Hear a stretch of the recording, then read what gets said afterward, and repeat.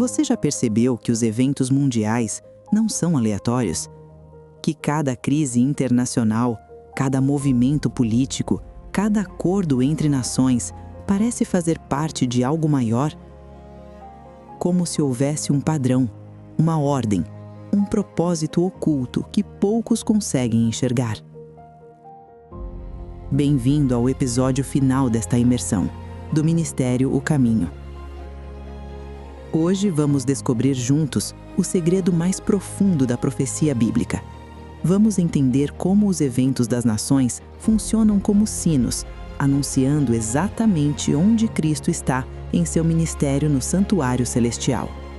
Vamos traçar a linha completa, de Daniel 2 até Apocalipse 22.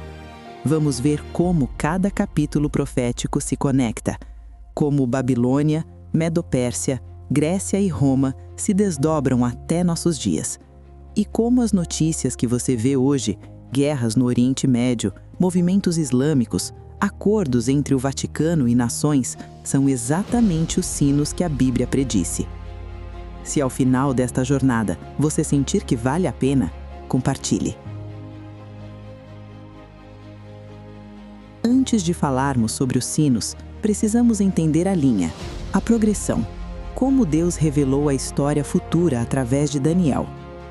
Daniel 2, a estátua de Nabucodonosor, cabeça de ouro, Babilônia, peito e braços de prata, Medo-Pérsia, ventre e coxas de bronze, Grécia, pernas de ferro, Roma, pés de ferro e barro, Europa dividida, e a pedra cortada sem mãos que esmaga tudo, o reino eterno de Deus. 4 impérios mundiais sucessivos, depois a divisão, depois Cristo volta e estabelece seu reino. Daniel 7 repete a mesma linha com mais detalhes. Leão, Babilônia, urso, Medo-Pérsia, leopardo, Grécia, besta terrível, Roma, 10 chifres, Europa dividida, e o chifre pequeno que surge entre os 10 persegue os santos por 1260 anos, muda tempos e leis, o poder papal. Daniel 8 avança, carneiro, Medo-Pérsia, bode, Grécia, chifre que se engrandece e ataca o santuário, Roma pagã e papal, e a profecia de 2300 dias que aponta para 1844, quando o santuário celestial seria purificado. Daniel 9 dá a chave de tempo, as 70 semanas cortadas das 2300 tardes e manhãs, levando ao Messias, à crucificação, ao fim do favor especial a Israel nacional e conectando tudo a 1844. Daniel 10 prepara para o capítulo 11, uma guerra espiritual nos bastidores, o príncipe da Pérsia, o príncipe da Grécia, Miguel que defende o povo de Deus, mostrando que os eventos terrestres têm raízes celestiais. E então, Daniel 11, onde os símbolos são removidos e a história é contada literalmente, nome de reinos, batalhas, geografia, para que possamos verificar, para que possamos ver Deus controlando tudo. Vamos começar com uma imagem do Antigo Testamento que poucos conectam com a profecia. Êxodo 20, versículos 33 a 35. Deus está dando instruções sobre as vestes do sumo sacerdote. E nas suas bordas farás romãs de azul, de púrpura e de carmesim, ao redor de suas bordas, e campainhas de ouro no meio delas ao redor. Uma campainha de ouro e uma romã, uma campainha de ouro e uma romã, haverá nas bordas do manto ao redor. E estará sobre Arão quando ministrar, para que se ouça o seu sonido quando entrar no santuário diante do Senhor e quando sair, para que não morra. Pense nisso. O povo ficava do lado de fora, não podia ver o sumo sacerdote ministrando, mas podia ouvi-lo, os sinos. Cada movimento, cada fase do ministério anunciado pelo som das campainhas. Quando o sumo sacerdote entrava no lugar santo, os sinos tocavam. Quando passava para o lugar santíssimo no dia da expiação, os sinos tocavam de forma diferente. O povo sabia exatamente onde ele estava, pelo som. Agora, e se eu te disser que esse mesmo padrão continua hoje? Hebreus 8, versículos 1 e 2. Temos um sumo sacerdote tal que está assentado nos céus à destra do trono da majestade, ministro do santuário e do verdadeiro tabernáculo, o qual o Senhor fundou, e não o homem.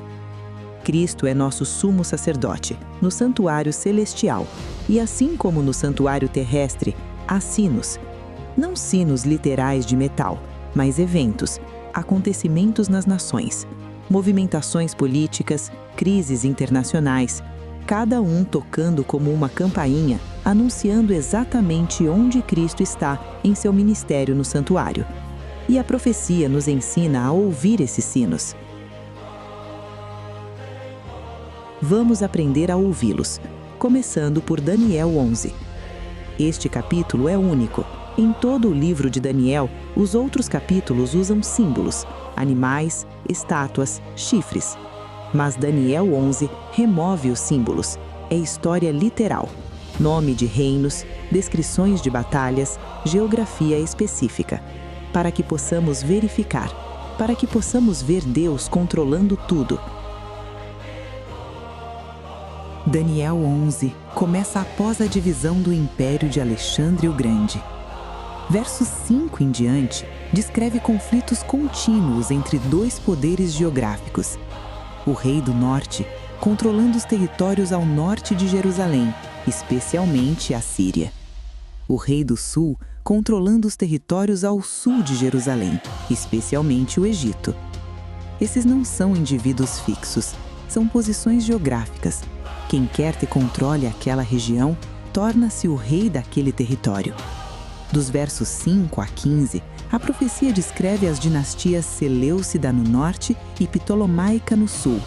Guerras, alianças matrimoniais, traições, tudo verificável na história secular. E então, verso 19, Roma entra em cena. Verso 30, porque virão contra ele navios de Quitim. Quitim, os romanos. Em 168 a.C., navios romanos chegaram ao Egito. O general Popílios Lainas encontrou o rei Seleucida Antíoco Epifânio e desenhou um círculo na areia ao redor dele. Disse: decida agora, antes de sair deste círculo, se vai obedecer a Roma ou enfrentá-la. Antíoco se curvou. Roma assumiu o controle. Roma se tornou o rei do norte. E a profecia continua descrevendo Roma, pagã primeiro, depois papal. Verso 36 diz: e este rei fará conforme a sua vontade, e se levantará e se engrandecerá sobre todo Deus, e contra o Deus dos deuses falará coisas incríveis, e será próspero até que a ira se complete. Quem é esse rei que se exalta acima de todo Deus, que fala contra o Deus dos deuses? Compare com Daniel 7:25, o chifre pequeno que proferirá palavras contra o Altíssimo. Compare com 2 Tessalonicenses 2, 3 e 4, o homem do pecado que se opõe e se levanta contra tudo que se chama Deus, querendo parecer Deus. É o mesmo poder, o poder papal, que dominou por 1260 anos, de 538 a 1798. Agora chegamos ao verso 40, e aqui os sinos começam a tocar sobre nosso tempo. E no tempo do fim, o rei do sul lutará com ele, e o rei do norte virá contra ele como turbilhão, com carros e com cavaleiros e com muitos navios. O tempo do fim começou em 1798, quando Napoleão prendeu o Papa e pôs fim aos 1260 anos de supremacia papal. E no tempo do fim, diz a profecia, há um conflito, um embate entre o rei do sul e aquele poder que se exaltou. Historicamente, em 1798, exatamente quando a supremacia papal terminava, houve de fato um conflito envolvendo o Egito, que geograficamente sempre foi o rei do sul. A campanha egípcia de Napoleão, e quem ocupava os territórios ao norte naquele momento? O Império Otomano, a Turquia. E aqui está algo crucial que o adventismo moderno esqueceu. mas que os primeiros estudiosos dessas profecias entendiam claramente. O Rei do Norte não desapareceu em 1798. A posição geográfica continua. E quem ocupa essa posição hoje? A Turquia, com sua coluna dorsal ideológica, o islamismo. Pense nisso. O Império Otomano dominou os territórios ao norte de Jerusalém por séculos. Constantinopla, hoje Istambul, foi o centro desse poder. E mesmo após o colapso do Império, a Turquia permanece. E mais que isso, o islamismo, que sempre foi a força motriz daquela região, está se expandindo globalmente. E o Rei do Sul? Uriah Smith demonstrou que é o Egito quem controla a posição geográfica ao sul de Jerusalém. O mesmo princípio do início do capítulo. Geografia literal. Reinos literais ocupando posições geográficas. E aqui está o que muitos perderam de vista. Os sinos estão tocando no Oriente Médio. Alto, claro, inconfundível. Ligue as notícias hoje. O que você vê? Guerra envolvendo o Irã, Hamas, Hezbollah, conflitos que envolvem exatamente os territórios descritos em Daniel 11. A Turquia se posicionando cada vez mais como líder regional, acordos, tensões, alianças se formando e se quebrando. E mais, a islamização global. Não apenas no Oriente Médio, Europa, África, Ásia, Américas. O islamismo está crescendo em influência, em números, em poder político. Verso 41 diz: "E entrará na terra gloriosa." A terra gloriosa. O que é isso? Uriah Smith, em Pensamento sobre Daniel e Apocalipse, demonstrou que a terra gloriosa é Palestina. Ele escreveu: "A terra gloriosa, Palestina, com todas as suas províncias, caiu novamente sob o opressivo domínio turco." No verso 16 do mesmo capítulo, quando Roma ficou na terra gloriosa, todos concordam que é Palestina geográfica. O mesmo princípio se aplica aqui. Daniel 11 é literal, geografia literal, reinos literais, não símbolos. E historicamente isso se cumpriu.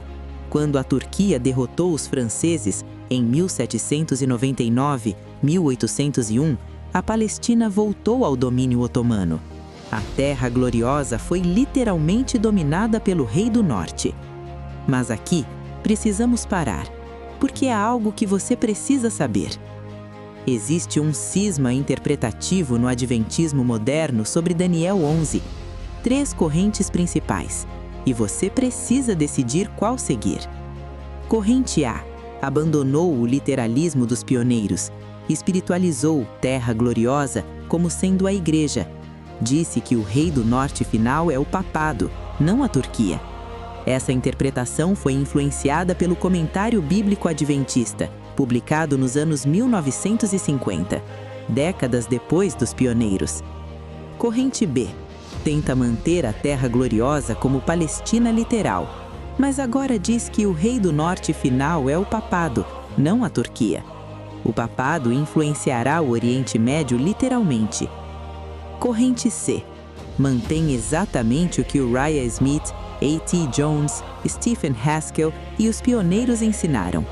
Terra Gloriosa é Palestina literal. Rei do Norte é Turquia e o corpo islâmico.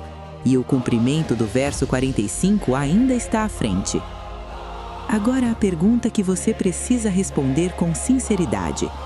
Devo ficar com o que Deus entregou aos pioneiros, homens íntegros, de oração, que viveram entre 1844 e 1915, ou aceitar o que está sendo pregado hoje, décadas depois, por teólogos que nunca receberam as mesmas visões, nem viveram aquele movimento profético? Jeremias 6,16 diz: "Assim diz o Senhor, ponde-vos nos caminhos, e vede, e perguntai pelas veredas antigas, qual é o bom caminho, e andai por ele." As veredas antigas, os caminhos que os pioneiros trilharam. Para que o conteúdo não se torne extenso, Faremos uma pausa aqui. Continuaremos na segunda parte deste último episódio. Te aguardo lá.